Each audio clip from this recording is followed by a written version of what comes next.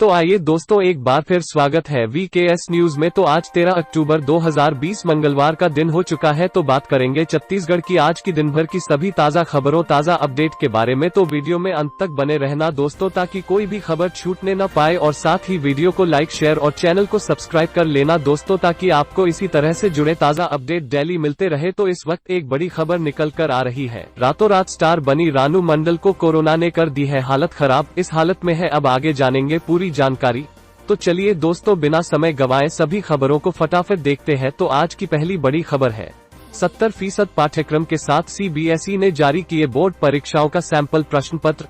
Raipur, corona संक्रमण को देखते हुए स्कूल अभी भी बंद है, पढ़ाई ऑनलाइन चल रही है। नियमित रूप से स्कूल न लगने की वजह से पढ़ाई प्रभावित हो रही है और पाठ्यक्रम अपनी समय सारणी से पिछड़ रहा है। ऐसे हालात को देखते हुए पाठ्यक्रम में इस साल छात्रों के लिए कटौती की गई है। पढ़ाई के नुकसान को देखते हुए जुलाई में केंद्रीय माध्यमिक शिक्षा बोर्ड सीबीएसई ने पाठ्यक्रम में 30% कटौती करने की घोषणा की थी। इसी के अनुरूप सीबीएसई ने 10वीं और 12वीं बोर्ड परीक्षाओं के लिए 70% पाठ्यक्रम के साथ सैंपल प्रश्न पत्र जारी किए हैं। विद्यार्थी सीबीएसई की वेबसाइट से सभी विषयों के सैंपल प्रश्न पत्र डाउनलोड कर सकते हैं।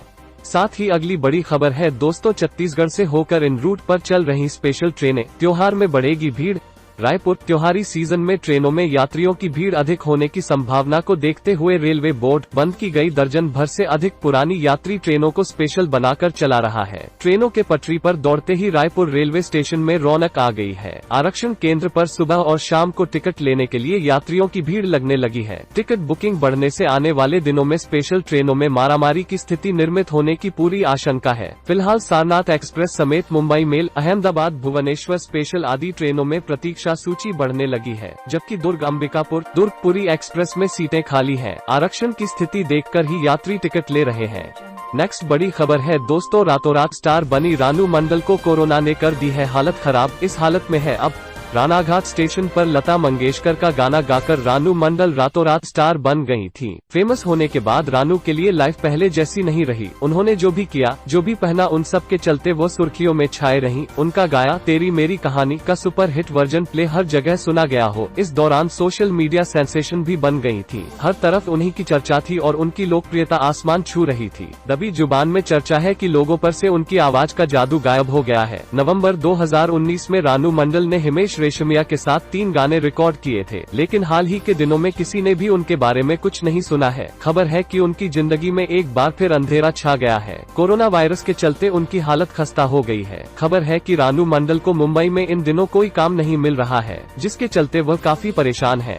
लोकप्रिय होने के बाद रानू ने अपना पुराना घर छोड़ दिया था और एक नए घर में शिफ्ट हो गई थी, लेकिन अब बताया जा रहा है कि रानू मंडल इस नए घर को छोड़कर अपने पुराने घर वापस लौट गई हैं। मीडिया रिपोर्ट्स के मुताबिक रानू के पास बॉलीवुड में ज्यादा काम नहीं था और आर्थिक रूप से उनकी हालत बेहद खराब हो गई है, जिसके चलते वो वापस अपने पुराने घर चली गई है।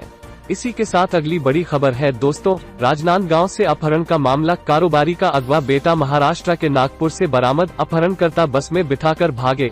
छत्तीसगढ़ में राजनांदगांव से अगवा किए गए कारोबारी के बेटे गुरप्रीत को पुलिस ने महाराष्ट्र के नागपुर जिले से सकुशल बरामद कर लिया है। पुलिस उसे लेकर राजनांदगांव लौट आई है। हालांकि अपहरणकर्ताओं के बारे में अभी पता नहीं चल सका है। भिलाई के ग्रीन वैली निवासी बलजीत सिंह सेठिया के 16 वर्षीय बेटे गुरप्रीत को शनिवार रात कार सवार 3 बदमाश अगवा कर ले गए थे। दुर्ग नागपुर हाईवे रोड स्थित उनके उड़ता पंजाब ढाबे से ही रात करीब 9 बजे उसकी किडनैपिंग की गई। अपहरण के 20 मिनट बाद कारोबारी के पत्नी को कॉल कर 50 लाख रुपए की फिरौती मांगी गई थी। पुलिस को किसी परिचित पर ही संदेह, सीसीटीवी फुटेज मिले। पुलिस को सीसीटीवी फुटेज बरामद हुए थे। पुलिस को संदेह है कि इसमें किसी पहचान के व्यक्ति का हाथ है। बने रहिए दोस्तों। तो अगली बड़ी खबर है, जाति विवाद मामला। ऋचा जोगी ने हाईकोर्ट में याचिका दायर की। जिला जांच समिति के नोटिस को चुनौती दी। छत्तीसगढ़ जनता कांग्रेस अध्यक्ष अमित जोगी की पत्नी ऋचा जोगी का जाति विवाद मामला हाईकोर्ट में पहुंच गया है। ऋचा जोगी ने सोमवार को हाईकोर्ट में एक याचिका दायर कर अधिनियम 2013 के संशोधन और जिला समिति के नोटिस को चुनौती दी है। साथ ही कांग्रेस पर जाति प्रमाण पत्र रद्द करवाकर मरवाही उपचुनाव लड़ने देने से रोकने का आरोप भी लगाया है। ऋचा जोगी ने अपनी याचिका में बताया है कि उनके पूर्वज 1950 के पहले से ही मुंगेली के पास रहते आ रहे हैं। सारे दस्तावेज में वो गोंड जाति की हैं। उनके पति अमित जोगी और ससुर स्वर अजीत जोगी मरवाही से विधायक रहे हैं। ससुर अजीत जोगी के निधन के कारण मरवाही सीट में उपचुनाव होने जा रहे हैं, लेकिन सत्तारूढ़ कांग्रेस पार्टी विद्वेष की भावना से काम कर रही है। नेक्स्ट बड़ी खबर है फ्रेंड्स, विदेशों में भी सजेंगे छत्तीसगढ़ के गोबर से बने दिए और वंदनवार। ऐसे डेकोरेटिव आइटम्स से सजाइए अपना घर आंगन। हमारे जिले के बने गोबर के दिए और वंदनवार अब विदेश में भी पहुंचने लगे हैं। भिलाई की महिलाओं द्वारा निर्मित गोबर से बनी सजावटी सामग्री को लंदन से भी खरीदार मिले हैं। इतना ही नहीं, लखनऊ, महाराष्ट्र के मुंबई, अकोला, पंजाब, उत्तराखंड, रायपुर, राजनांदगांव, कोरबा से भी ऑर्डर मिला है। उड़ान नई दिशा संस्था की निधि चंद्राकर ने बताया, आज ही उन्होंने लंदन भेजने के लिए दियो वंदनवार वॉल हैंगिंग की डिलीवरी दी है। रायपुर के पारक जी ने उनसे संपर्क किया। उनके बेटे लंदन में रहते हैं। जब उन्होंने देखा कि मैं गोबर से इतनी सुंदर वस्तुएं बनाई जा रही हैं, तो क्यों न उनको को भेजें, ताकि देश से मीलों दूर रहकर जब वहां बसाए घर आंगन में गोबर के दिए रोशन होंगे तो अपनी संस्कृति से जुड़ाव भी महसूस होगा। गोबर से बने दियों और सजावट के सामान का अब ग्रामीण अंचल में ही नहीं बल्कि शहरों में भी क्रेज है। नगरीय निकायों में भी महिलाओं ने प्रशिक्षण प्राप्त किया और त्योहार के लिए दिए और अन्य सजावटी सामान बना रही। भिलाई की उड़ान नई दिशा की महिलाओं ने गोबर से वंदनवार, डेकोरेटिव दिए, वॉल हैंगिंग, शुभ लाभ आदि बनाए हैं। तो आगे बढ़ते हैं दोस्तों, अगली बड़ी खबर है कोरोना संक्रमण के बीच दूरस्थ गांवों तक बैंकिंग सेवा पहुंचाने में बैंक सखियों ने निभाई महत्वपूर्ण भूमिका। मंत्री टीएस सिंहदेव। पंचायत एवं ग्रामीण विकास मंत्री टीएस सिंहदेव ने सोमवार को रेडियो पर प्रदेश में दूरस्थ अंचलों में बैंकिंग सेवाएं प्रदान कर रही बैंक सखियों के कार्यों की जानकारी दी। उन्होंने आज शाम 7:30 बजे आकाशवाणी रायपुर से प्रसारित विशेष कार्यक्रम हम ग्राम सभा में बैंक सखियों द्वारा उपलब्ध कराई जा रही सेवाओं के बारे में विस्तार से बताया। सिंहदेव ने कहा कि कोरोना संकट के समय दूरस्थ गाँवों तक बैंकिंग सेवा पहुँचाने में बैंक सखियों ने महत्वपूर्ण भूमिका निभाई है। उन्होंने कार्यक्रम में श्रोताओं द्वारा पूछे गए सवालों के जवाब भी दिए। सिंहदेव ने हम ग्राम सभा में बताया कि बैंकों की कमी वाले क्षेत्रों और सुदूर गांवों में बैंक सखी लोगों तक नकद राशि पहुंचाने और जमा करने का काम कर रही हैं। वे हितग्राहियों के गांव पहुंचकर मनरेगा मजदूरी, पेंशन और छात्रवृत्ति की राशि उनके हाथों में दे रही हैं। बुजुर्गों और दिव्यांगों के घर जाकर बैंक सखी उन तक नकद राशि पहुँचा रही है। इसी बीच अगली बड़ी खबर, सीएम भूपेश बघेल का सीजी चीफ जस्टिस को पत्र, समय पर न्याय नहीं मिलना चिंता का विषय। सभी जिलों में बने फास्ट ट्रैक कोर्ट यौन अपराधों की सुनवाई के लिए अधिसूचित करें। महिलाओं और बच्चों के प्रति बढ़ते यौन अपराधों को लेकर मुख्यमंत्री भूपेश बघेल ने चिंता व्यक्त की है। साथ ही सभी जिलों में फास्ट ट्रैक कोर्ट खोले जाने को कहा है। इसको लेकर सोमवार को छत्तीसगढ़ हाई कोर्ट के chief justice PR Ramchandra Menon को पत्र लिखा। इसमें चीफ जस्टिस से फास्ट ट्रैक कोर्ट अधिसूचित करने का अनुरोध किया है। मुख्यमंत्री बघेल ने पत्र में लिखा है कि देश में महिलाओं और बच्चों के विरुद्ध यौन अपराध गंभीर चिंता का विषय है। इस संबंध में पर्याप्त कानून भी बने हैं, उसके बावजूद अपराधों में कमी होते नहीं दिख रही है। समय पर न्याय नहीं मिल पाना भी गंभीर चिंता का कारण है। राज्य के न्यायालयों में ऐसे अपराधों पर शीघ्र और तत्परता से विचार की जरूरत है। साथ ही अगली बड़ी खबर है, केबीसी के हॉट सीट पर बैठी छत्तीसगढ़ की पद्मश्री फुलवासन कर्मवीर सेगमेंट में अभिनेत्री रेणुका शहाणे ने दिया साथ। राजनांदगांव, महिला सशक्तिकरण की दिशा में छत्तीसगढ़ के साथ ही देश में नाम कमाने वाली राजनांदगांव जिले के सुकुलदेहान की पद्मश्री फुलवासन बाई यादव ने टेलीविजन के चर्चित शो कौन बनेगा करोड़पति केबीसी में शूटिंग पूरी कर ली है। फुलवासन के शो का प्रसारण 23 अक्टूबर शुक्रवार को किया जाएगा। हॉट सीट पर फुलवासन का साथ प्रसिद्ध अभिनेत्री रेणुका शहाणे ने दिया है और इस शो में फुलवासन ने अच्छी खासी रकम जीती है। कर्मवीर सेगमेंट में किया आमंत्रित। हिंदी फिल्मों के महानायक अमिताभ बच्चन कौन बनेगा करोड़पति शो के प्रस्तोता है और राजनांदगांव की पद्मश्री फुलवासन बाई को इस शो के कर्मवीर सेगमेंट में आमंत्रित किया गया था। हाल ही में इस शो की शूटिंग मुंबई में हुई है और इस शो में फुलवासन ने अमिताभ के सामने हॉट सीट पर बैठकर उनके सवालों का जवाब दिया है। जानकारी के अनुसार पूरा कार्यक्रम अच्छा हुआ है और फुलवासन ने अच्छी खासी रकम जीती है। हालांकि जीती हुई रकम को लेकर खुलासा 23 अक्टूबर को शो के प्रसारण के साथ ही होगा।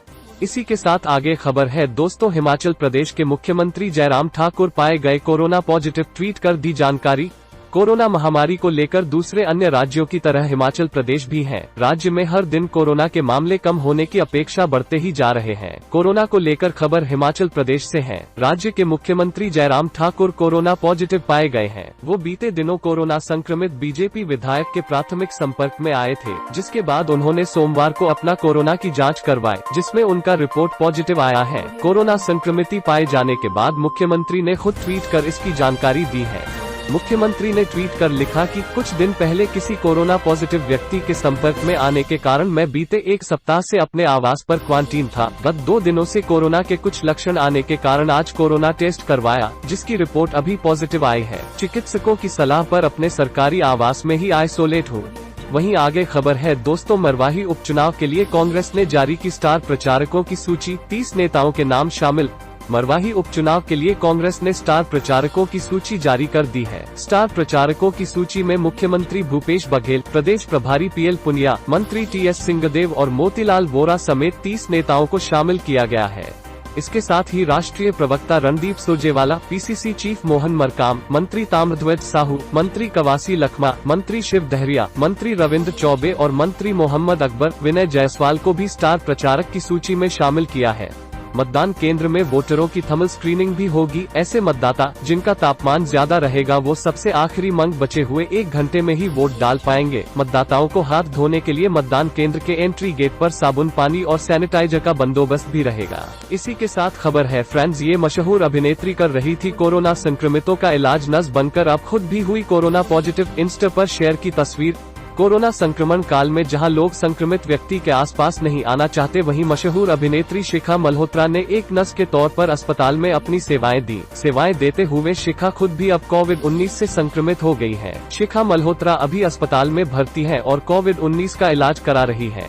उन्होंने अपनी तस्वीरें इंस्टाग्राम पर साझा की है। शिखा ने अपने पोस्ट में लिखा, कोरोना पॉजिटिव आने के बाद एडमिट हो गई हूँ, अभी ऑक्सीजन की कमी महसूस हो रही है। यह पोस्ट उनके लिए है जो कहते हैं कि कोरोना कुछ भी नहीं है। आप सभी की शुभकामनाओं और प्रार्थनाओं के साथ पिछले 6 महीने से लगातार कोरोना रोगियों की सेवा में थी। आप सभी की दुआओं ने 6 महीने तक जंग के मैदान में सलामत रखा और मुझे पूरा भरोसा है कि अब भी आप सबकी दुआओं से ही मैं जल्द स्वस्थ हो जाऊंगी।